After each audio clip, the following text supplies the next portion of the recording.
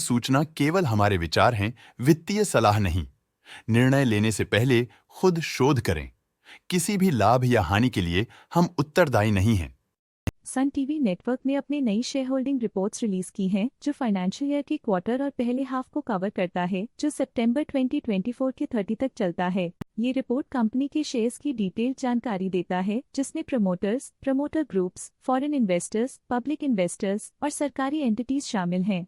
Public health shares का percentage 2024 के जून में 8.88% से 2024 के सितंबर में 7.78% तक डिक्रीज हो गया। इस डिक्रीज से साफ है कि इस टाइम पीरियड में कंपनी में पब्लिक का हिस्सा डिक्रीज हुआ है।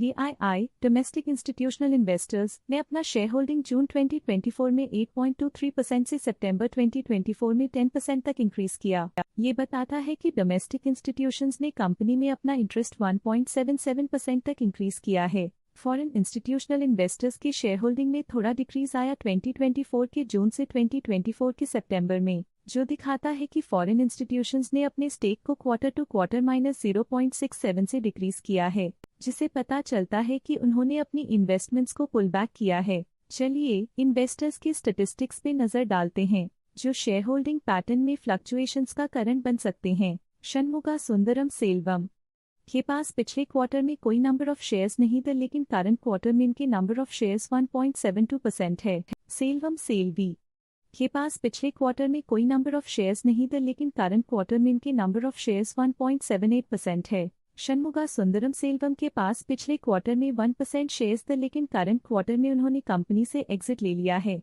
सेल्वम सेल्वी के पास पिछले क्वार्टर में 1% शेयर्स थे, लेकिन करंट क्वार्टर में उन्होंने कंपनी से एग्जिट ले लिया है। लेटेस्ट क्वार्टर में म्यूचुअल फंड स्लैश ने स्टेक होल्डिंग में इंक्रीज देखा, जिसमें 1.82% का अपटिक देखा गया। लेटेस्ट क्वार्टर में कोटक इक्विटी अपॉर्चुनिटीज फंड ने स्टेक होल्डिंग में इंक्रीज देखा, जिसमें 0.08% का अपटिक देखा गया।